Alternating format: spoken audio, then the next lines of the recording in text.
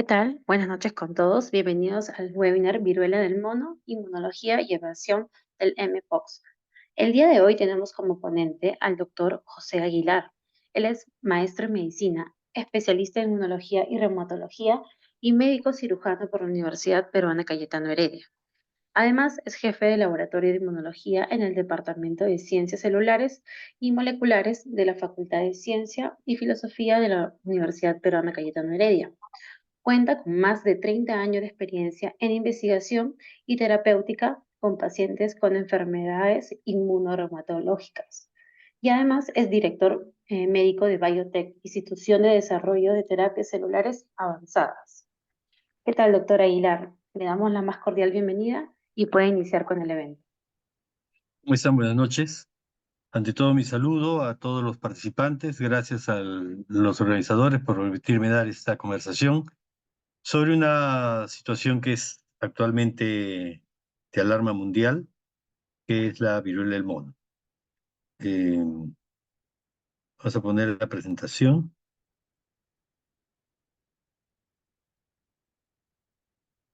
¿Ok? Entonces vamos a hablar un poco sobre esta mm, situación de emergencia en el mundo, declarada por la Organización Mundial de Salud, que es una más de las amenazas que están llegando en estos últimos años al humano por acciones de agentes virales que a través de fenómenos mutacionales han logrado infectar al humano a pesar de no ser originariamente una infección del humano. Antes que me olvide, tengo mi libro Bases de la Inmunología Clínica, está en su segunda edición, donde escribimos más de 73 autores. Muchos son de Perú, otros son de varios otros países fuera del Perú, y que reúne, lo más interesante es que reúne especialistas en ciencia básica y especialistas en ciencia clínica para hacer una sola edición, que es bastante interesante esta combinación. El sistema inmune, como todos ustedes saben, nos sirve para la defensa básicamente contra infecciones, contra agentes patógenos y la defensa contra el desarrollo de células neoplásicas. El sistema inmune ha evolucionado desde su primera aparición en los primeros seres vivos del planeta hace más de 4.000 millones de años, ¿sí? Y ha evolucionado a través de la evolución de todas las especies, y nosotros somos una de las especies que apareció en el planeta, que estamos en el planeta, y que ha ido desarrollando, que tiene desarrollo ya de miles de millones de años de los sistemas biológicos de defensa. Entonces, lo primero que aparece en los seres vivos, no solo humano, el humano claro, está solo en el último pedacito de la existencia del planeta o de los seres vivos, 4.000 millones de años, el planeta existe 12.000 millones de años, pero los seres vivos están 4.000 millones de años en el planeta, y en el proceso evolutivo se han ido desarrollando esquemas de defensa cada vez más complejos, cada vez más sofisticados. Lo primero que aparece es la membrana celular, que es la protección de un ser unicelular, ¿sí? Pero como los seres se comenzaron a ser más complejos, se pusieron pluricelulares, entonces se juntaron millones de células en una sola estructura. Entonces el sistema inmune se tuvo que poner un poco más complejo también para poder adaptarse a la defensa de seres más complejos, ¿sí? Y es así que en los pluricelulares, lo que separa medio externo y medio interno ya no es una membrana celular, sino una membrana de mucosas, una mucosa, un epitelio que separa medio externo y medio interno, que es la primera barrera de defensa de un pluricelular, sus membranas mucosas. Todo el ser vivo está separando medio externo y medio interno a través de diferentes mucosas, ¿sí? Que se adaptan en cambios estructurales anatómicos para la mucosa correspondiente, ¿sí? Pero todas las mucosas están formando una barrera de contención que impide el ingreso de los patógenos. Como primera barrera de contención, además esta inmunidad mucosa es muy compleja también, tiene varios mecanismos que no nos vamos a ocupar ahora, pero que tiene varios mecanismos desarrollados para impedir que el patógeno se aproxime hacia nuestras mucosas y pueda tener la opción de ingresar, ¿sí? Pero los microorganismos son muy inteligentes. Han desarrollado estrategias de evasión, estrategias para poder lograr invadir de todas maneras al pluricelular para obtener los nutrientes. Acuérdense que al final la esencia de cualquier ser vivo del planeta es mantener la especie. Y para mantener la especie hay que replicarse. Y para replicarse hay que nutrirse. Entonces la búsqueda de los nutrientes ha sido la esencia de la vida de todos los seres vivos en este planeta. ¿Ok? Entonces los microorganismos, los virus, las bacterias, los hongos, son estructuras muy pequeñas que no tienen espacio donde acumular nutrientes. En cambio, los pluricelulares, digamos los mamíferos, digamos los humanos, tienen mucho espacio para acumular nutrientes, inclusive algunos tienen mucho más de lo que deberían tener, ¿no? Pero ahí hay gran cantidad de nutrientes. Entonces el microorganismo dice, yo voy allá a utilizar el nutriente. Entonces elaboran estrategias de evasión de la protección del huésped para poder ingresar y utilizar los nutrientes. Y el pluricelular tiene que desarrollar estrategias para poder impedir que el patógeno ingrese y si ingresó, detectarlo y eliminarlo en la medida de lo posible. ¿Ok? Entonces, mejora su capacidad de defensa para los gérmenes inteligentes que ha encontrado una llave para poder ingresar hacia el medio interno. ¿Ok? Y desarrolla la inmunidad innata. Son mecanismos muy sencillos, muy simples, muy rápidos. Inmediatamente que se detecta la presencia de un patógeno, van a desencadenarse. Son muy primitivos también, tema de 3.500 millones de años de aparición de la inmunidad innata en los seres vivos, ¿ok? Y con esas estrategias logro controlar la invasión de un patógeno, detectándolo primero y luego haciendo mecanismos para eliminarlo en la medida de lo posible. Sin embargo, hay microorganismos que no solamente encontraron una llave para abrir la puerta y entrar al medio interno, sino también que encontraron formas de evadir la destrucción por la inmunidad innata. Seres más sofisticados, más inteligentes, que encontraron formas de no ser destruidos por inmunidad innata y contra esos seres se desarrolló la inmunidad adaptativa, que es la forma más sofisticada, más moderna, más compleja de defensa que se desarrolla para microorganismos mucho más inteligentes que no solamente encontraron la llave para entrar, abrir la puerta y entrar a nuestro medio interno, que además encontraron mecanismos para evadir la inmunidad innata, ¿sí? Contra ellos se elabora la inmunidad adaptativa. Los microorganismos ya encontraron mecanismos para evadir la inmunidad adaptativa también, ¿sí? O sea, los microorganismos están siendo más inteligentes desde el punto de vista biológico que el humano porque ya encontraron estrategias para burlar también la inmunidad adaptativa y es así como nos producen infecciones de muy larga data, digamos Mycobacterium tuberculoso, digamos herpes virus, digamos cisticerco, quisiatídico, han encontrado estrategias para evadir también ya la inmunidad adaptativa y no ser destruidos por este sistema tan sofisticado de defensa que tenemos, ¿no? Entonces, ese es el contexto en el cual vamos a ver qué cosa es lo que pasa cuando hay un agente viral. Para el agente viral, igualmente, la primera barrera de contención es la barrera epitelial, ¿sí? Los epitelios que son una barrera de contención que impiden que el patógeno pase del medio externo hacia el medio interno, ¿sí? Y en esta barrera de contención hay una primera estrategia que es la producción de defensinas. Las defensinas son oligopéptidos, o sea, proteínas pequeñas que tienen capacidad para bloquear algunas estrategias de los patógenos. Un punto, una entidad donde se ha desarrollado bastante la información sobre defensinas es en la infección por VIH, porque esas defensinas tienen la capacidad de poder acoplarse a la llave que tiene VIH, o sea, su proteína GP120, se acoplan y le impiden su contacto con su ligando, con su receptor, que es la molécula CD4, ¿sí? Bloquean esta interacción y de esa manera impiden que el virus pueda hacer contacto fácilmente con nuestras células para poder infectarlas, ¿no? Las defensinas, sin embargo, los microorganismos que nos producen infección han evadido también la destrucción por defensinas y entonces nos toca las otras partes de la inmunidad innata que corresponde ya a las estrategias celulares para producir moléculas de contención de la infección viral, ¿no? Entonces, aquí en esta gráfica ustedes están viendo, vamos a ponerle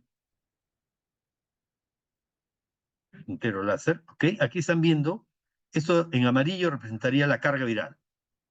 El virus inicialmente ingresa, como ha encontrado formas de evadir las defensinas, ha ingresado al medio interno, ¿sí? Y de esa manera logra proliferar rápidamente dentro de una célula. humana, ¿sí? Acuérdense que cuando entra una partícula viral, va a producir millones de viriones nuevos. O sea, una célula infectada va a poder producir millones de viriones nuevos que van a ir a infectar a otras células, ¿no? Entonces, la proliferación viral es muy rápida luego de que ingresa a una célula humana, ¿ok? Y ahí funciona la inmunidad innata a través de otros mecanismos de detección. Hay mecanismos de detección en base a receptores de membrana celular dentro de vacuolas. En el caso de virus es básicamente vacuolas que detectan la presencia de secuencias de RNA o DNA que no nos corresponden, ¿sí? Específicamente están el TLR3, el TLR7, el TLR9, que detecta secuencias de RNA de cadena simple, RNA de cadena doble o secuencias de citosina, guanina, fosforilada, del DNA, de elementos extraños que detectan la presencia de entonces de estas agentes, secuencias de nucleótidos de agentes virales y activan los mecanismos de producción de moléculas antivirales rápidamente, ¿sí? Estas moléculas, los receptores, detectan en minutos la presencia de secuencias virales extrañas, ¿ok? Y activan mecanismos intracelulares para poder inducir la producción de moléculas antivirales como los interferones, por ejemplo. Interferones tipo 1, interferones tipo 3. Interferón tipo 1 es alfa-beta interferón, interferón tipo 3 son los lambda interferón, ¿sí? Hay lambda 1, lambda 2, lambda 3, lambda 4, ¿no?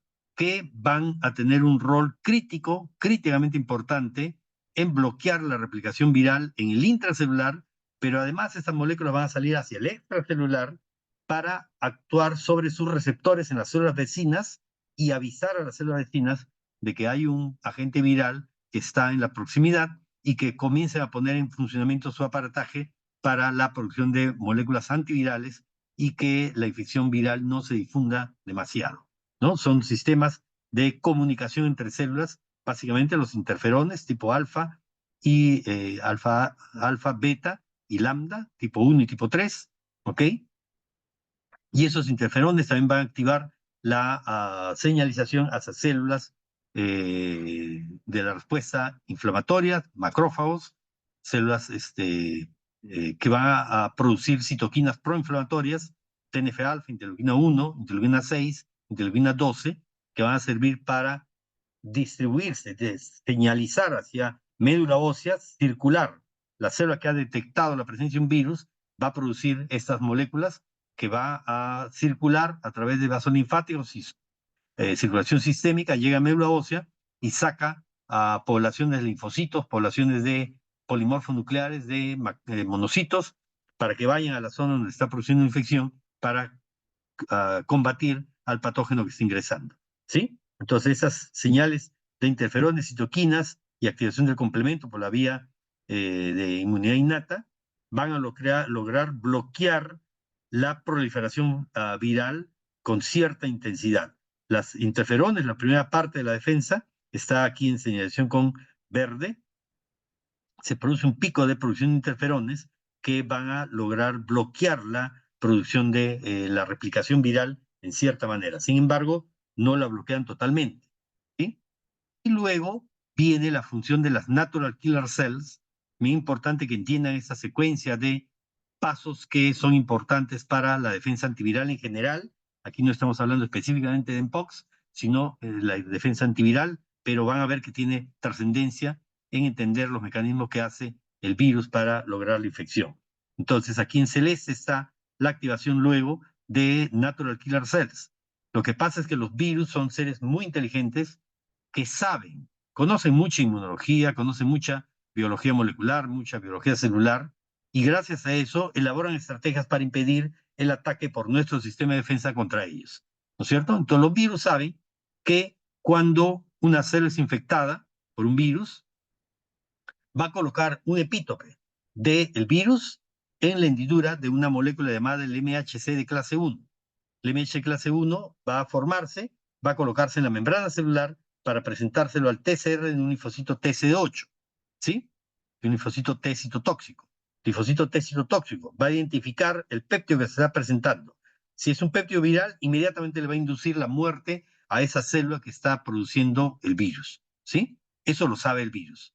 Y como eso lo sabe el virus, lo que hace es primero entra y bloquea la expresión del MHC de clase 1 en ciertos grupos de virus, bloquean la expresión del MHC de clase 1, ¿sí? Y de esa manera no es eliminado el virus a través de esta expresión del MHC clase 1 con el péptido viral interactuando con el linfocito T citotóxico, CD8 positivo, ¿sí? Entonces, no se va a producir ese efecto, ¿sí? Pero la célula humana ha desarrollado una nueva célula que se llama las Natural Killer Cells, células asesinas naturales. La Natural Killer Cells, cuando encuentra una célula que no está expresando el MHC clase 1, inmediatamente entiende que está infectada por un virus y le induce la muerte por apoptosis, igualmente. ¿Sí? Le secreta perforina a Granzyme, va a producir la activación de la ruta de muerte celular programada, la apoptosis, ¿no? Activando secuencias de péptidos inductores de muerte, como la ruta de las caspasas, y esta ruta de las caspasas va a activar finalmente una enzima, la enzima CAT, que va a hacer cortar el DNA cada 200 pares de bases para inducir la muerte celular programada, la apoptosis de la célula que está infectada por un virus. Muerto el perro, se acaba la rabia. Si yo mato a la célula que está infectada por el virus, voy a parar la proliferación viral, ¿no? Eso es lo que está sucediendo acá. Comienzan a actuar las natural killer cells sobre las células que han sido bloqueadas en su expresión de MHC clase 1 para poder eliminar a las células que están infectadas. Y es así que la proliferación viral, como se dan cuenta, cuando se activa las natural killer cells, disminuye severamente, ¿ok? Severamente para poder lograr finalmente la erradicación. Pero no es hasta que la inmunidad adaptativa se activa, activando a los linfocitos TCD4, TCD8, para que produzcan la muerte, la eliminación final del virus. Entonces el linfocito T, CD4, se va a activar, ¿sí? Contra estas secuencias virales del virus que nos está infectando y va a activar al linfocito TCD8. El TCD8 va a buscar las células que están infectadas porque están expresando el péptido viral en la hendidura del MHC clase 1, y por otra parte el linfocito T va a activar también a las células B para que produzcan anticuerpos neutralizantes contra la partícula viral, de tal manera que le bloquean su llave para ingresar a la célula. Acuérdense que todo patógeno que ingresa a una célula tiene una llave para abrir la puerta, ¿sí? Tiene una llave, una molécula que funciona como llave para meterla en la cerradura y poder aperturar la puerta e ingresar a la célula. Si yo le pongo un anticuerpo en la llave que tiene el patógeno, ya no va a poder ingresar a la cerradura, infectar a la célula. Ese es el concepto de un anticuerpo neutralizante. Un anticuerpo neutralizante es un anticuerpo que tiene la capacidad de bloquear la llave que tiene el patógeno para que no pueda hacer uso de esa llave en su cerradura, en el receptor que le permite ingresar, y de esa manera se evita la infección de las nuevas células. Entonces, una vez que el linfocito TC8 se ha activado, ¿sí? Y está eliminando a todas las células que están expresando la partícula viral y los anticuerpos neutralizantes están producidos por la célula B activada, están bloqueando al péptido que le sirve al virus para ingresar, entonces recién ahí la carga viral va a disminuir drásticamente hasta eliminarse potencialmente si es que el virus no tiene algún mecanismo de evasión. ¿Sí? Este es el mecanismo de destrucción de agentes virales que sucede para cualquier agente viral que nosotros conocemos. ¿Sí? Esta es más o menos la idea. Entonces, en el intracelular hay receptores que son de tipo TLR, que están en vacuolas, ¿no es cierto? TLR3, TLR7, TLR9, que van a detectar la presencia de secuencias de nucleótidos, ¿sí? Y van a activar rutas antivirales. Pero por su parte también hay receptores solubles. Acuérdense que el virus puede ser fagocitado y va a ser detectado por un TLR, pero también el virus puede infectar la célula. No ser fagocitado por una célula fagocítica, sino infectar la célula. Y al infectar la célula, el virus no va a ingresar su material genómico a una vacuola, como en este caso, sino que lo va a ingresar al citosol. y en el citosol va a ser el proceso de replicación de sus partículas virales. Entonces tiene que haber receptores también para los agentes virales en el citosol de la célula, que son llamados los RLRs. Hay varios tipos de LRRs que son receptores solubles que están en el citosol para poder detectar secuencias virales que activen los mecanismos de inducción de activación genómica para producir proteínas antivirales. Entonces aquí se va a producir, ¿no?, el ingreso a factor de transcripción, IRF3, 7, y este factor de transcripción que es muy importante para infecciones bacterianas, infecciones virales, el NF-κB, que lo vamos a ver con bastante frecuencia.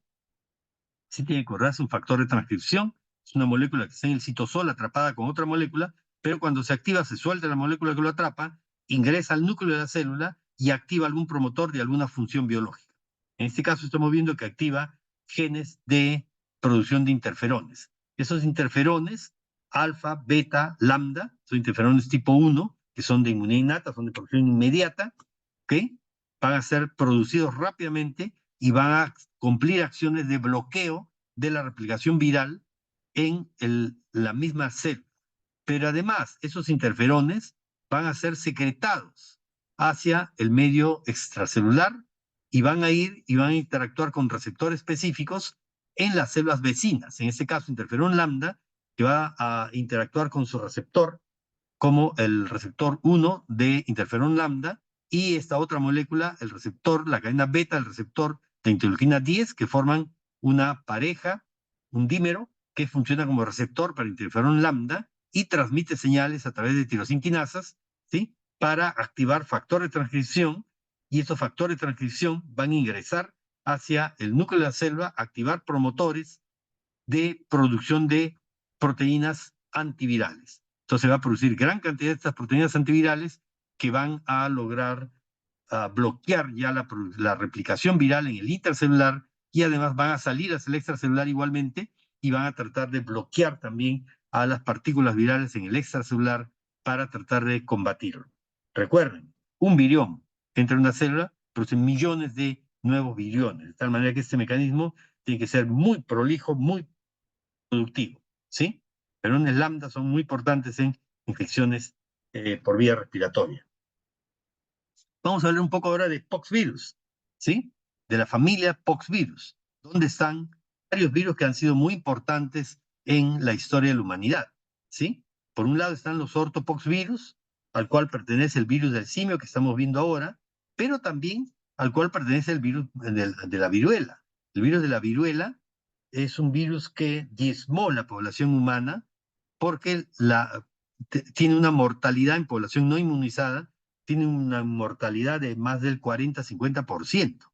O sea, entraba una comunidad en las épocas antiguas, ¿no es cierto?, y barría con la población de esa comunidad, ¿no? Entonces era un virus muy, muy peligroso, ¿sí?, que desde antigüedad se trabajó para tratar de no morirse con este virus de la viruela, y el virus vaccinia, que es una variante del virus de la viruela, que se desarrolla en otra especie, en la vaca, por eso se llama vacuna, de ahí sale el nombre de la vacuna, virus vaccinia, ¿ok?, que ha servido como agente para la inmunización y producir la vacuna contra la viruela, que es lo que ha logrado impedir la transmisión de la infección, la muerte del humano, y ha servido para, en el año 1979, se declara por la Organización Mundial de la Salud erradicada la viruela del planeta Tierra, ¿sí?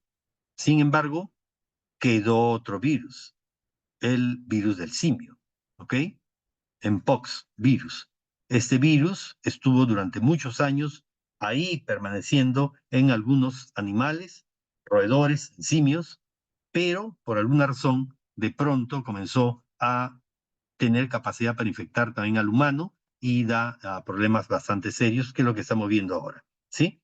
La otra familia es Moluscopox virus, donde está el molusco contagioso, que también es un virus que da bastante problema al humano. Entonces, este virus del mono, el Mpox, ¿sí?, ha ido apareciendo desde hace mucho tiempo en poblaciones de simios, en poblaciones de roedores y en otros animales menores. Sin embargo, en los últimos años se ha reportado casos de infecciones en humanos. Inicialmente se reportó en el África, pero luego se ha ido expandiendo en el África y luego ha llegado a infectar también a poblaciones fuera de las áreas endémicas del África, en Europa, por ejemplo, y en el año 2022 comienza un brote mundial de Mpox, del Clade 2B, ¿no? Que por suerte se diseminó en el mundo, por suerte tiene una mortalidad baja, ¿no? Menos del 0,1% de mortalidad, ¿sí? Y esa mortalidad sobre todo sucedía en pacientes infectados con VIH, ¿sí? Este virus Clade 2, ¿ok? Se diseminó en el mundo, ¿ok? No se quedó confinada al África, sino que se diseminó Europa inicialmente, y también hemos tenido casos en Perú que hemos visto que han aparecido, ¿sí?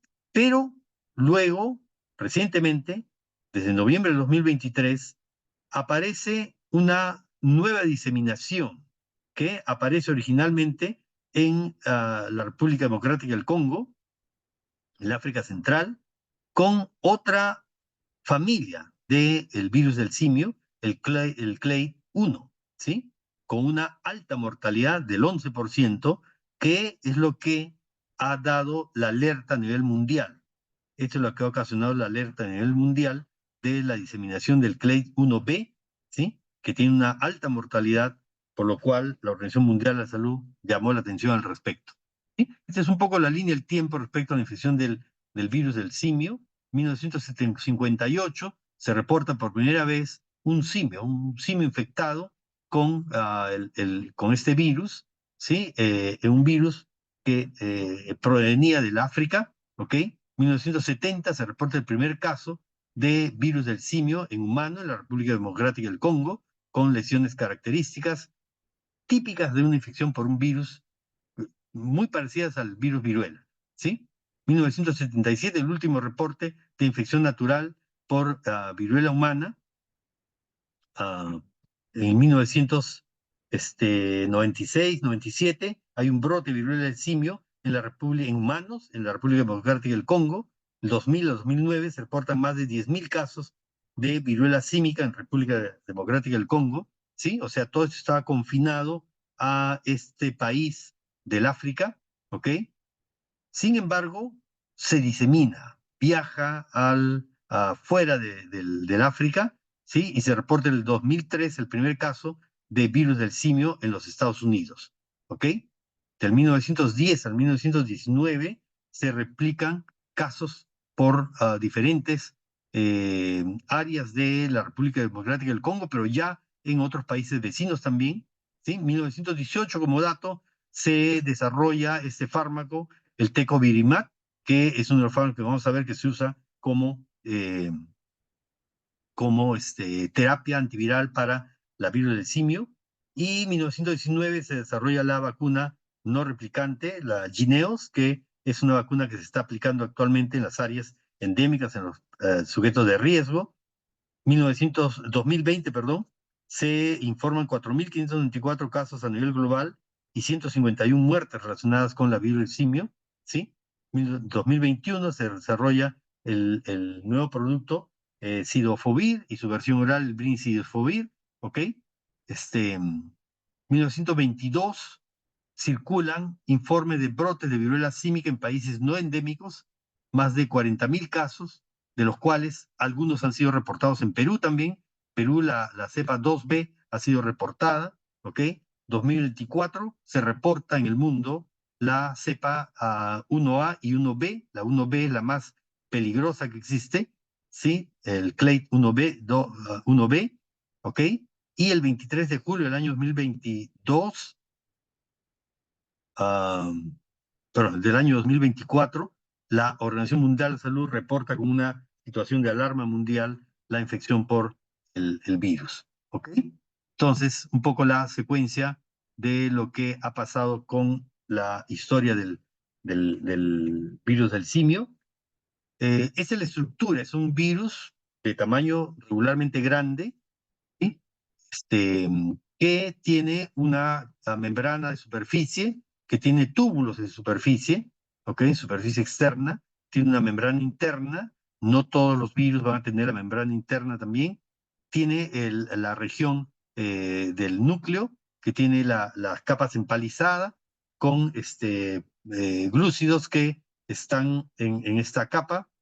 ah, Tiene la región del core, donde está su material genómico en DNA, ¿ok? Su DNA, y tiene los cuerpos laterales que forman parte de la estructura. Es una estructura bastante característica, ¿sí? Y empieza la infección, ¿cierto? Se ha descrito dos tipos de virus. El virus intercelular, que está completamente armado, pero que tiene una sola capa externa, que es la que logra infectar al huésped nuevo, ¿sí? Ingresa al huésped. Y hay otra variante, el virus encapsulado, extracelular encapsulado, que es el que circula más bien en el huésped ya infectado, ¿ok? El virus usa determinadas proteínas como llave, como molécula de anclaje de poder abrir la puerta y entrar en la célula humana, ¿sí? Las proteínas que están mencionadas como proteínas llave, la proteína D8, A27, A26, H3, a diferencia de lo que sucede con coronavirus, por ejemplo, que usa solamente una región de una de las proteínas externas, una región, la región este, ah, el Receptor Binding Domain, el RBD de la proteína S1 en el caso de coronavirus, ¿no es cierto? Es la única molécula que utiliza el virus para poder interactuar con la cerradura y abrir la puerta de entrar a la célula. En el caso de este virus del simio, utiliza cuatro proteínas D8, A27, A26, H3 de superficie que le permiten funcionar como llave para poder conectarse con el ligando. El ligando, el receptor, son varias moléculas también, a diferencia del coronavirus, que es solamente una que usa como receptor y un correceptor, ¿no es cierto?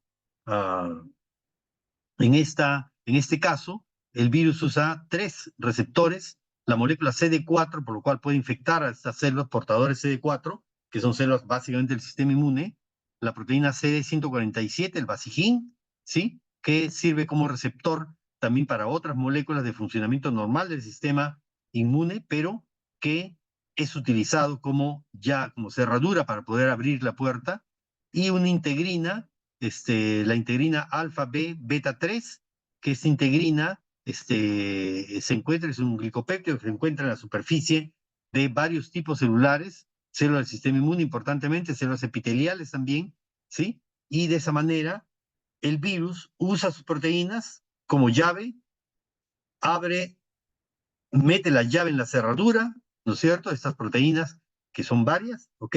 Y de esa manera logra ingresar hacia la célula.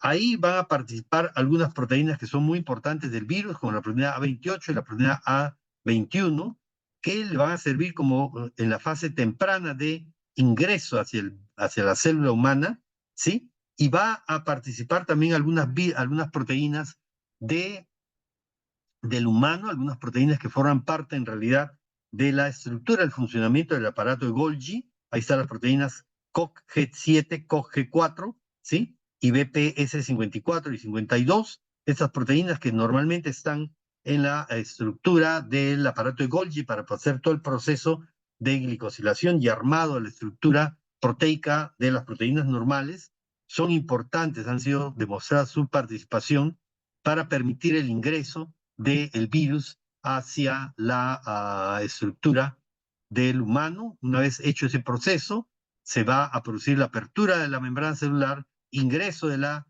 parte nuclear del virus, ¿sí? Con su capa lipídica, ¿sí? Y su DNA. Y aquí participan algunas proteínas que le van a permitir hacer una temprana transcripción del material genético utilizando el aparato replicador de material genético de la célula, el ribosoma, para producir un RNA mensajero temprano, ¿no? El aparato de transcripción inicialmente, y luego el aparato de ribosoma de la célula para producir proteínas tempranas del virus que van a participar en los bloqueos de los mecanismos de inhibición, de ataque sobre el virus, ¿no? Entonces, tempranamente produce estas proteínas tempranas, ¿sí? Por una transmisión temprana del ARN mensajero del virus, que va a servir para sus procesos de evasión de la destrucción por el sistema de celular, pero además, esto es una parte de lo que hace inicialmente, pero rápidamente entonces va a dejar su core y va a salir el material genómico para hacer una replicación de DNA y luego hacer una fase de activación intermedia de la producción peptídica y luego producir un RNA mensajero intermedio que va a ir nuevamente al ribosoma para hacer la traslación, producir proteínas intermedias y luego una traducción tardía de RNA mensajero para producir proteínas tardías que van a servir para formar toda la estructura viral, ¿sí? Hacer toda la morfogénesis de el virus y luego tener una partícula viral completa, ¿sí? Para poder ir al aparataje del aparato de Golgi para completar su segunda capa externa y poder producir un virus con encapsulado, ¿sí? Que sale de la célula y va a infectar a otra célula huésped, ¿no? Entonces, es todo el ciclo que hace el virus para poder mantener su replicación, ¿sí? Las vacunas justamente van a bloquear esta interacción entre las proteínas del virus con los ligandos que utiliza para el ingreso celular. Aquí hay proteínas que son también importantes, que se han visto en infecciones previas, ¿no?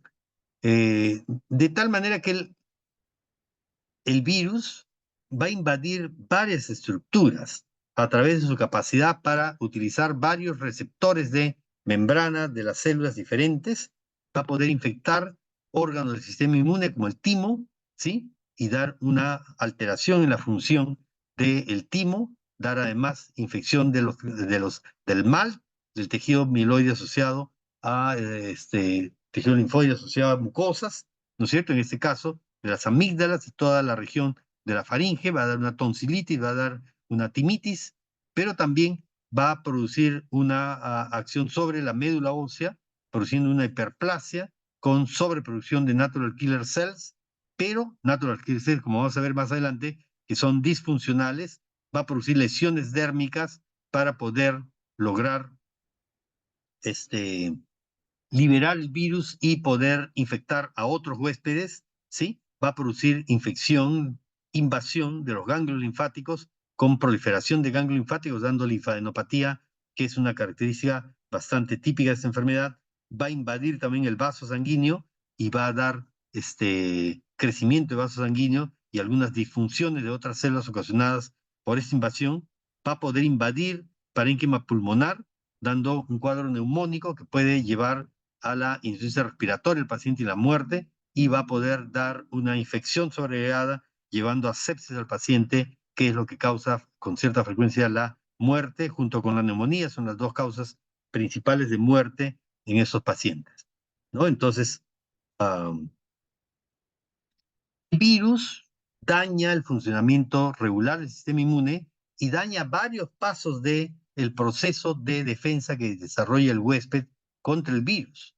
Por un lado, produce linfopenia, una caída del número de linfocitos que inicialmente no depende de natural killer cells, pero después va a depender principalmente de natural killer cells, ¿ok? Y esa linfopenia va a ser por daño a nivel tanto del timo como de los órganos periféricos como las amígdalas, el vaso, los ganglios linfáticos, que van a ser responsables de esta linfopenia que se produce y por lo tanto una disminución de las células efectoras en la defensa antiviral. Va a dar una falla de las natural killer cells, que va a ser una de las más importantes componentes de la incapacidad para poder defender al huésped y producir, y los que más falle en esta condición van a ser los que van a tener una peor evolución porque bloquea algunos funcionamientos de las quimioquinas para poder llevar las natural killer cells hacia los tejidos donde se las requiere para que combatan a la infección viral, al virus, sea la célula que está infectada por el virus, y va además, no solo va a bloquear su llegada a través del bloqueo de la expresión de las quimioquinas correspondientes, los receptores quimioquinas correspondientes, para que no llegue al tejido, y además va a disminuir su capacidad para producción de células activadoras como interferón gamma, TNF-alfa, que van a servir para activar la inmunidad adaptativa y también para activar el funcionamiento de linfocitos T y de células dendríticas, por ejemplo, que dependen importantemente de la producción de estas citoquinas por natural killer cells, ¿sí? Va a haber una falla también en la activación del linfocito T, ¿sí? Que va a señalizar al linfocito T con péptidos que no corresponden a la generación de una respuesta TH1 adecuada. Por lo tanto, va a haber una falla de la respuesta TH1, que es lo que se requeriría para la defensa contra este agente viral, ¿sí? Va a haber una sobreproducción de inmunoglobulinas contra las estructuras virales, lo cual parecería que podría ser beneficiosa. Sin embargo, se ha visto que sucede un fenómeno de amplificación de la respuesta dependiente de la presencia de anticuerpos. Entonces, hace como lo que ustedes han visto, conocen de la infección por dengue, cuando una primera infección produce gran cantidad de anticuerpos y eso facilita el ingreso de una segunda cepa de virus que causa una mayor mortalidad. Algo parecido sucede en esto, pero en una sola infección, ¿no? Donde la producción de anticuerpos más bien favorece la infección viral a través de la endocitosis que genera y metida ingreso del virus hacia la célula a través de la presencia de los anticuerpos, ¿sí?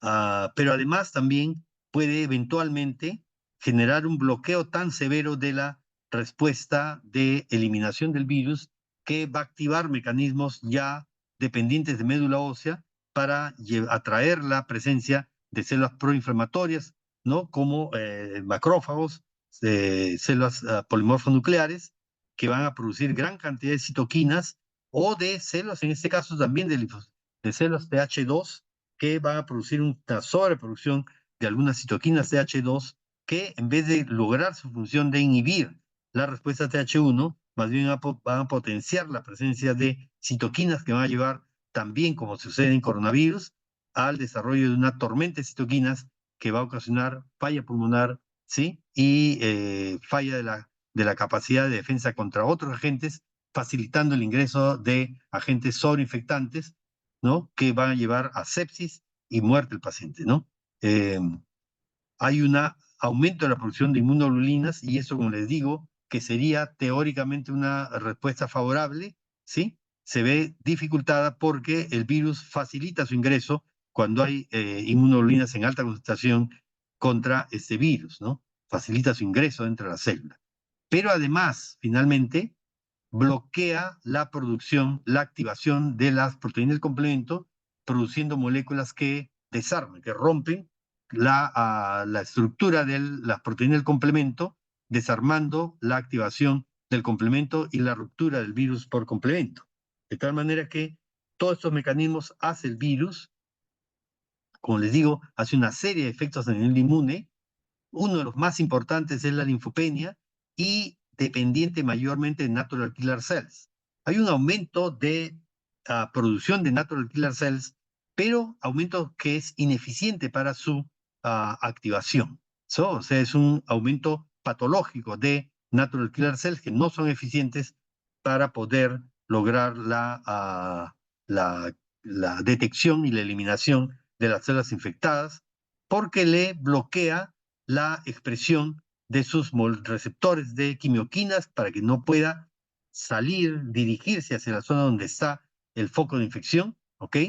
Pero además le bloquea la producción de citoquinas como TNF-alfa, interferón alfa, ¿no? Interferón gamma, que van a ser importantes para la activación de las células de vecinas, células dendríticas, células T, ¿sí? Esta linfopenia con severa disfunción de natural killer cells ha sido evaluada en ratones y se ha visto que el bloqueo de este mecanismo por la estimulación con interleucina 15, que activa las células natural killer cells, ¿no? Y expande natural killer cells, se ha visto que evita la progresión de la enfermedad en ratones, por ejemplo, ¿sí?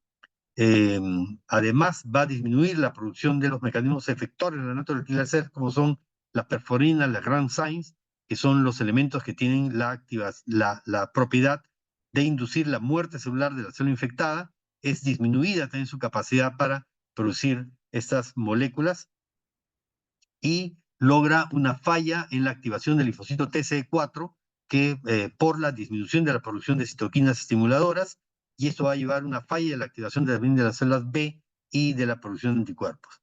¿Sí? Entonces, esta linfopenia es consecuencia en realidad de múltiples puntos de daño que hace el virus en las células infectadas. Entonces, dentro de sus mecanismos de evasión del virus, se ha visto claramente que varias proteínas virales logran inhibir la producción de interferones tipo 1, alfa y beta, ¿sí? Que es una respuesta antiviral muy importante, crítica en la defensa contra a las infecciones virales. Inhibe la producción de interferón gamma, que va a ser críticamente importante también para la activación de natural killer cells. De esa manera, es otro de los factores que inhibe la funcionalidad de natural killer cells. Eh, ah, este, Se bloquea la producción de interferón gamma, y esto va a antagonizar también la producción de interferones de tipo 1, ¿no? Alfa y beta. Se ha descubierto una proteína, la proteína F3, producida por el virus, tiene un mecanismo de enmascaramiento del RNA de doble cadena del virus, de tal manera que lo vuelve invisible para los receptores de intracelulares de RNA viral, ¿sí? Los PRRs, que deberían detectar tanto TLRs como LRRs, RLRs, ¿sí? Van a ser digamos, escondido de estos receptores de las secuencias virales del mpox, ¿sí? Y además, el virus va a producir algunas proteínas que van a servir como señuelos para los receptores de interferones, de tal manera que interactúan con el receptor, pero no lo activan. Y de esa manera no se produce la activación de los receptores de la señalización a través de interferones, con lo cual se bloquea severamente la respuesta innata, ¿sí? Y por otro lado, inhibe la activación del linfocito TCE4 y TCE8 por mostrarles péptidos, digamos, inadecuados, péptidos alternativos que no van a llevar a una activación adecuada del linfocito T, ¿no? Aquí está esquemáticamente cómo el virus produce estas proteínas, la F3, por ejemplo, que va a bloquear los mecanismos solubles para la detección de las partículas virales, del DNA viral, ¿ok? Y de esta manera se bloquea la activación de los mecanismos antivirales, ¿sí? Pero además, estas proteínas también bloquean los mecanismos para inducir la respuesta de producción de interferones tipo alfa, tipo beta, ¿sí? Este, y entonces estas proteínas van a producir el interferón, pero junto con él van a secretar proteínas que van a bloquear los interferones, van a servir como un atrapador. Atrapa al interferón de tal manera que los interferones ya no pueden hacer su función normal de activar a las células vecinas para que vayan produciendo sus moléculas antivirales antes de la llegada del virus, ¿sí? O sea, las propias proteínas del virus van a servir para producir mecanismos de bloqueo de la producción de interferones, van a bloquear a los interferones producidos, y de esa manera las células vecinas ya no van a tener la capacidad de poder activarse en su mecanismo antiviral antes de la llegada del virus y van a ser necesariamente infectados, ¿sí? Y por otro lado, el virus le expresa péptidos alternativos que van a inactivar tanto al linfocito TC4 como al linfocito TC8 en su función y producir este bloqueo de la defensa, ¿no? Entonces, los anticuerpos de tipo IgG y IgM se ven elevados tanto la IgG como la IgM en adultos. En jóvenes se ha visto mayor producción de IgG que IgM solamente, y en niños se produce también, pero en los niños es donde más se produce este evento de incremento de la facilidad de infección por el virus gracias a la presencia de los anticuerpos, ¿sí? Hay un incremento de monocitos y granulocitos cuando el paciente hace complicaciones severas. Las formas severas de presentación están asociados con incremento del número de monocitos y granulocitos, el radio, neutrófilo linfocito, que ha sido visto también que se eleva en otras infecciones virales como coronavirus, por ejemplo, es un signo de mal pronóstico, y el virus también produce moléculas inhibidores del complemento. Esta molécula MOPICE viene de Monkeypox Inhibitor of Complement Enzymes, ¿no? Lo que va a hacer es una proteína de 24 kilodaltons que cliva C3b y C4b. De esa manera bloquea la inmunidad, la defensa a través de complemento, inhibe el complemento, ¿sí? Y se ha visto que en cepas que producen este MOPICE va a ser una infección más severa que las que no lo producen, ¿sí? Entonces, la capacidad de evasión del virus está referida a varios mecanismos. Uno de ellos es bloquear la producción de interferones a través de mecanismos intracelulares, a través de los péptidos del virus que bloquean la ruta normal de activación de interferones, pero además bloquea las rutas de señalización de estos interferones para que no se produzca el bloqueo del virus en el intracelular, y también produce moléculas que bloquean a los interferones producidos en el extracelular, ¿no? Además, bloquea la activación de NF-κB, que es una ruta muy importante de defensa contra virus. Además, altera la activación del linfocito T y B, ¿sí? Para que TCD4, CD8, para que no monte una respuesta adecuada contra el virus, y también regula los mecanismos de apoptosis, ¿sí? Celular, porque el virus está viviendo en las células, no le conviene que haya muerte celular programada. Entonces bloquea estos mecanismos de muerte celular y también modula la producción del inflamasoma. El inflamasoma con la producción de las moléculas que van a servir para capturar a los patógenos en el extracelular, ¿sí? Y la activación de la respuesta inflamatoria a través de ese mecanismo de inflamasomas también está regulado por el virus. De tal manera que es un virus que actúa en varios sitios para evadir la respuesta de defensa del huésped, ¿sí? La infección por el virus produce una capacidad de defensa contra una nueva infección. Y esto se ha demostrado en animal de experimentación, y se ha demostrado que esta ruta funciona en todas las vías, intravenosa, intradérmica, de tal manera que en un segundo reto con el virus ya no se producen las infecciones virales en el grupo que ha recibido la infección inicial, ¿no? O sea, la infección inicial produce inmunidad que va a ser protectiva, ¿ok? Este es el algoritmo de la conducta clínica, pero creo que ya no tenemos tiempo para explicarlo. Solamente las formas graves son las que van a tener que ser hospitalizadas, ¿sí? O recibir una terapia específica.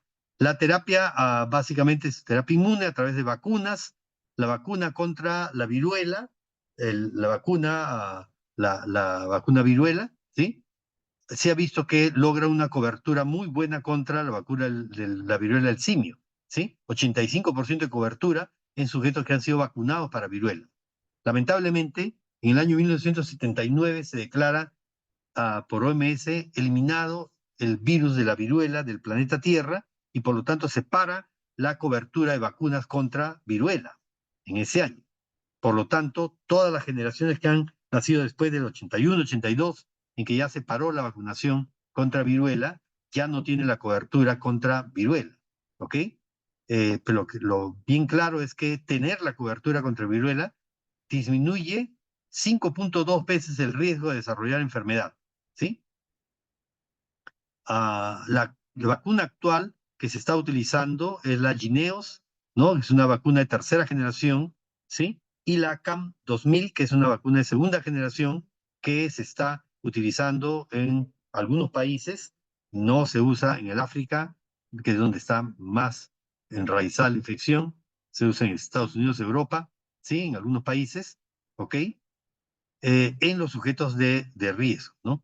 La vacuna LC16M8 es una vacuna también de tercera generación a partir del virus viruela, el virus vacuna, la cepa Ankara, que es una cepa modificada del virus vacuna, ¿sí? Con 6 deleciones, originalmente del virus vacuna, pero con 6 deleciones que le da una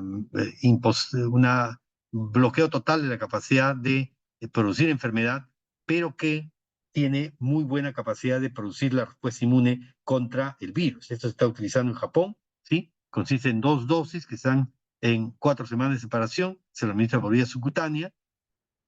En los casos de infección severa, con compromiso pulmonar, con sepsis, se ha utilizado la infusión endovenosa de inmunoglobulinas, ¿sí? Como una posibilidad terapéutica para tratar de salvar al paciente.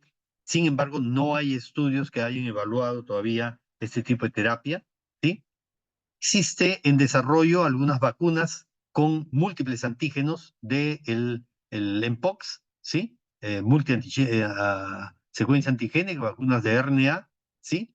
Que están dando resultados bastante interesantes, que ha visto que incrementa la producción de interferón gamma, de interleuquina 12, que son dos moléculas importantes para la activación del sistema inmune contra virus, ¿sí? Cuando se juntan estas 6 epítopes diferentes del virus, antígeno diferente del virus, son los que dan los mejores resultados. Y la terapia farmacológica se le da solo las medidas de soporte, ¿no? De las lesiones dérmicas, del cuadro pulmonar, medidas de soporte básicamente. Los antivirales se usan en niños pequeños que son más susceptibles de hacer forma severa de enfermedad, inmunocomprometidos, y cuando el paciente está desarrollando enfermedad severa, tengo no factores de riesgo que puedan ser, digamos, detectados antes de que se pueda ver la evolución de la enfermedad, ¿no? Entonces, lo que se está usando mayoritariamente es este fármaco, el tecovirimat, ¿sí? Que es un agente sintético que inhibe a la proteína P37, que participa directamente en la formación de la envoltura del virus, ¿sí? Este fármaco ha sido licenciado ya el año 2022 en Estados Unidos. El otro fármaco es lo más usado, que tiene una tasa de efectos colaterales bastante baja y un efecto importantemente bueno, aunque no existe todavía metaanálisis o estudios comparativos suficientes. Y el otro producto es el cidofovir, ¿sí? Que su versión oral es el brincidofovir, que es un inhibidor de la polimerasa de DNA del virus. De esa manera le impide hacer el proceso de replicación y de esa manera se evita la infección viral. Sin embargo, este producto tiene algunas restricciones por algunos efectos colaterales que pueden suceder, ¿sí? Lo más importante es la prevención de la infección, ¿sí? Evitar el contacto cercano, incluido, por supuesto, el contacto íntimo con una persona que porte Mpox, ¿sí? Y se lo puede reconocer a través de las lesiones dérmicas, que son bastante características. Evitar el contacto con materiales contaminados, el virus puede persistir en ropas, en ropas de cama, en prendas de vestir, ¿sí? De tal manera que se tiene que evitar ese contacto y evitar el contacto cercano, piel con piel, ¿sí? Con personas que tengan lesiones que sugieran Mpox, lesiones vesículas, pústulas, o con animales que sean portadores de la viruela del mono, ¿no? Que a veces están en laboratorios de experimentación, ¿no? Entonces, básicamente eso era lo que quería mostrarles y no sé si tienen ustedes preguntas para poder responderlas con todo gusto.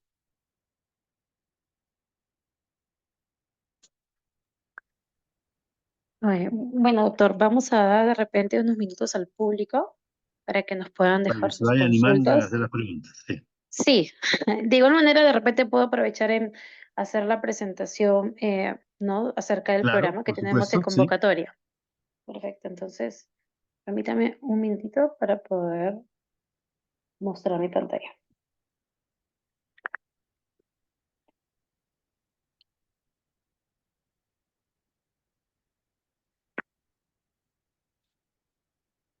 Listo. Bueno, este webinar viene siendo organizado por la Maestría en Inmunología, la cual tenemos actualmente en convocatoria, ¿no? La modalidad es a distancia y tiene una duración de 15 meses. El propósito que tenemos en ese programa es preparar estratégicamente al estudiante para conocer los conceptos avanzados sobre el funcionamiento del sistema inmune en normalidad y en condiciones de disfunción y los mecanismos de evasión de los microorganismos. Y con ello anticiparse y responder eficientemente a los eventos de cambio y riesgo. Bueno, esta maestría también cuenta con un diplomado, que es el Diplomado de Inmunología Básica y Clínica, que se obtiene al haber aprobado satisfactoriamente los 24 primeros créditos que corresponden al primer y segundo semestre de la maestría. Ahora les voy a compartir el cronograma de admisión que tenemos para este 2025-1. Bueno, las inscripciones ya las tenemos abiertas hasta el 3 de marzo del próximo año. El proceso de admisión lo iniciamos del 4 al 10 de marzo, la matrícula del 24 de marzo al 4 de abril y el inicio de clases sería a partir del 7 de abril del próximo año. Los beneficios que tenemos para actualmente, ¿no? Para que se puedan postular es el 20% que solo será válido hasta el 15 de noviembre. Por eso los invitamos a que puedan ¿no? realizar su proceso de postulación a través de la web que también en breves lo voy a compartir. También tenemos un 10% para los egresados de la Universidad Peruana Cayetano Heredia, un 5% en descuento corporativo de 3 participantes a más y un 3,5 que sería un descuento por pronto pago. Bueno, aquí podrían encontrar el número de la asesora comercial, que es María Yuri Vilca. Ella los va a poder guiar en el proceso de postulación con todos los requisitos o si tienen también dudas sobre el programa. Bien, doctor. ¿Sí? No sé si animaron a hacer alguna pregunta a los asistentes. A ver, vamos a ver unos minutitos más, a ver si nos pueden dejar sus consultas.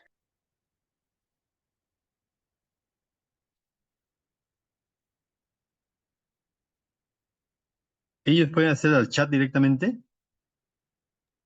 Sí, está habilitado. Ahora para que puedan responder. O de repente, ¿no, doctor? Si es que, como les compartí, ahí nos están dejando María Paula, nos está diciendo buenas noches. ¿Qué tal? Buenas noches. ¿Tiene alguna pregunta? Bueno, nos están agradeciendo por la ponencia. Bueno, muy bien, gracias. De igual manera voy a colocar los números por el chat para que puedan tener la información a la mano.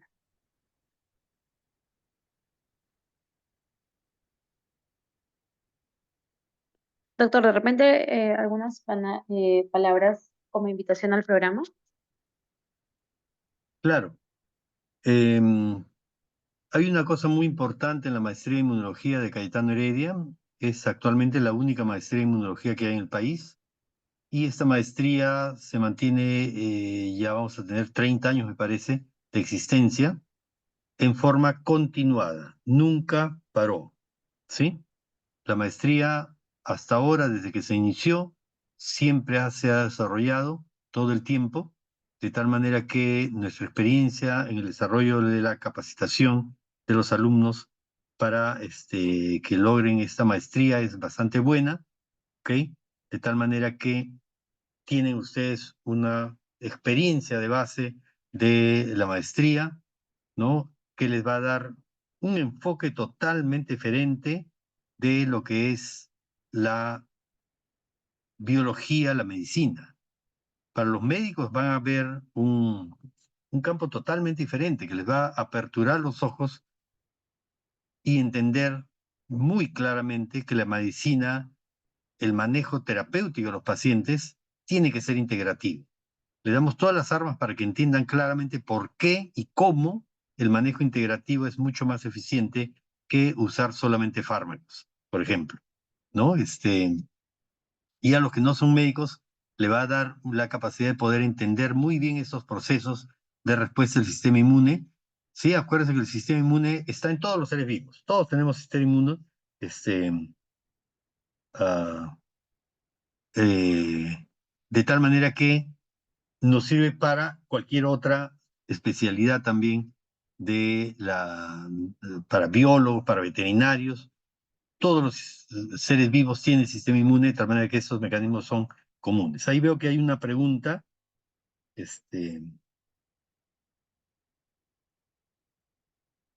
Si nos podemos hablar un poquito de los inflamasomas, sí.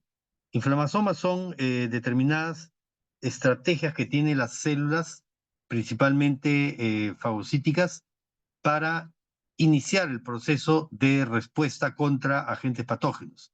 Los inflamasomas son conjuntos de proteínas que van a armarse de determinada forma para inducir la producción de los mecanismos del burst oxidativo, o sea, inducir la producción de radicales libres de oxígeno, radicales de nitrógeno, activar las enzimas proteolíticas. Todo este proceso de activación del burst oxidativo se da gracias a este armado de estructuras que constituyen el inflamosoma en el intracelular, pero también que va a llevar luego, cuando la célula ya muere, a la formación de los TRAMS, ¿no? De las trampas extracelulares del polimorfo nuclear, para la captura de los patógenos dentro de estas fibrillas que se forman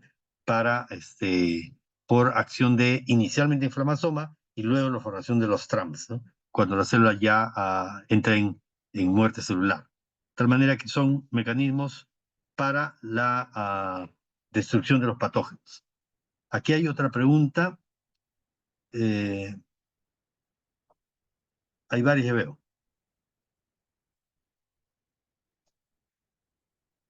El conocer cuándo y cómo se produce el salto de la especie, cuándo se produce la salida hacia Europa. Miren, nosotros vamos conociendo la evolución de estos microorganismos conforme se va reportando. No necesariamente significa que en esa fecha fue que se llevó la infección de una región a otra, pero es cuando se reporta, ¿sí?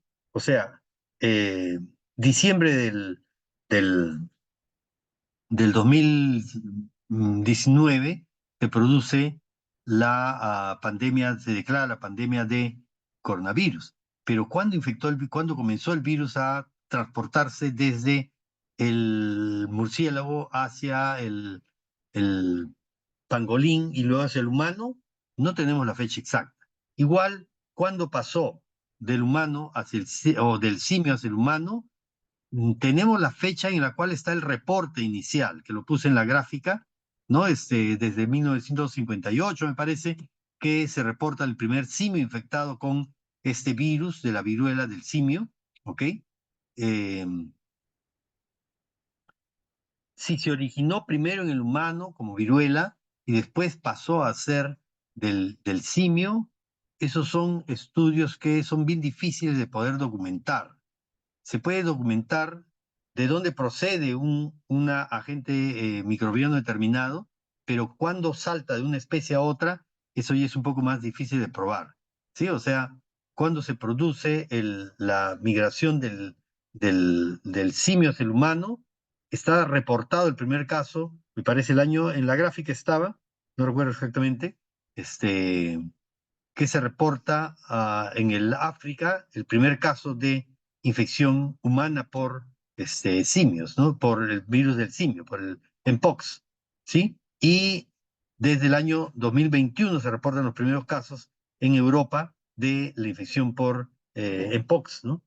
Entonces, esos son los datos que hay reportados, ¿no? Si eso fue exactamente cuando sucedió, eso está más difícil de probar, pero son donde está reportado. Las vacunas que nos comentan en nuestro país están a disposición. No, no están a disposición aquí en Perú. Una condición para la aplicación de aquella, sí. Las vacunas, como mencioné ahí, se aplica en sujetos de riesgo. Niños pequeños, sobre todo, que esta variante, el Clade 1B, está infectando a niños pequeños también, ¿sí? Clásicamente, el Mpox se transmitía por contacto sexual, principalmente entre sujetos homosexuales, sujetos varones que tienen sexo con hombres en las diferentes nomenclaturas, ¿sí? En ellos se reportó digamos, inicialmente. Sin embargo, esta variante del clade 1B, se ha descrito su transmisión no solamente por contacto sexual íntimo, sino por contacto directamente con la piel, ¿sí? Inclusive también con aerosoles, inclusive con prendas contaminadas con el virus, de tal manera que la difusión de este virus, de esta Clade 1B, ha sido más extensa, y eso es lo que ha hecho que la OMS lo declare una infección de peligro mundial, ¿ok? De tal manera que este, eh, estos son los sujetos de riesgo, niños pequeños, ¿no es cierto? Sujetos con inmunodeficiencia, sea, por ejemplo, infección por VIH, que los que hacen mayor mortalidad frecuentemente son los pacientes infectados con VIH, o pacientes inmunocomprometidos por uso de fármacos o por infecciones que comprometen al sistema inmune, enfermedades autoinmunes, etcétera. ¿Sí? Son las que más hacen infección y sobre todo que hacen la infección más severa, de manera que son en los sujetos en los cuales se usa también los fármacos, ¿no? Eh, Otro participante pregunta, quería saber si la lesión dérmica de la viruela del mono se visualiza similar a la viruela común, es decir, la erradicada en 1980, es decir, si tiene alguna parte del cuerpo en la cual inicia bien o si por el contrario puede expresarse en cualquier parte. Miren, la viruela del simio originalmente se producía algunas lesiones escasas en manos y lesiones en genitales, ¿sí? Sin embargo, esa variante, la variante 2, que inicialmente el 2021-2022 se expandió en el mundo, comenzó a tener lesiones ya fuera de estas áreas y comenzó a tener lesiones alrededor de la boca, con cierta frecuencia, alrededor de los genitales, incluyendo los genitales mismos, ¿ok? Que no era común en la viruela convencional, ¿sí? Y también se comenzó a transmitir por vía aérea, lo cual no ha sido reportado anteriormente, de tal manera que este, estas manifestaciones, inclusive la severidad del compromiso se lo mide también por el número de lesiones que presenta el paciente, ¿sí? Hay una categorización respecto al número, menos de 10 lesiones en la piel en general, menos de 20 o de 10 a 20, de 10 a 50, más de 200 lesiones, ¿no? O sea, el número de lesiones también implica la severidad del cuadro y la capacidad del huésped de poder contener a la agente viral, ¿no? Y esa severidad del cuadro puede repercutir también en la sobrevivencia del paciente. O sea, mayor lesión significa que el paciente tiene menos capacidad de defenderse y es lo que con cierta frecuencia hacen mayor tasa de mortalidad, ¿no? O sea, las lesiones actualmente son también en cara, en todo el cuerpo, en las manos, en los genitales, alrededor de la boca, importantemente. Ok, no sé si eso responde sus preguntas. Sí, responde las preguntas. No sé si hay otras preguntas. Sí, doctor, pero bueno, ya por el tiempo, de igual manera estoy dejando los contactos en el chat para que nos puedan escribir a través del asesor. El asesor puede transmitir, ¿no?, las preguntas al doctor porque ahorita ya nos ganó el tiempo. Y también les estoy colocando la web para que puedan dejar sus datos si es que desean recibir más información del programa. Bueno, Bueno, muy doctor, bien. agradecemos su presencia y la ponencia del día de hoy y bueno, esperamos verlo en un futuro evento. Sí, por supuesto. Y vamos a tener otros eventos para estimularlos a inscribirse, registrarse e interesarse en la maestría en inmunología, llevar la maestría y tener un paso adelante en lo que es investigación, en lo que es desarrollo tecnológico, en lo que es un enfoque integrativo de la biología y la medicina. ¿Ok? Muchas gracias. Hasta luego. Muchas Muchas gracias, gracias a doctor. todos. Hasta luego. Buenas noches. Hasta luego.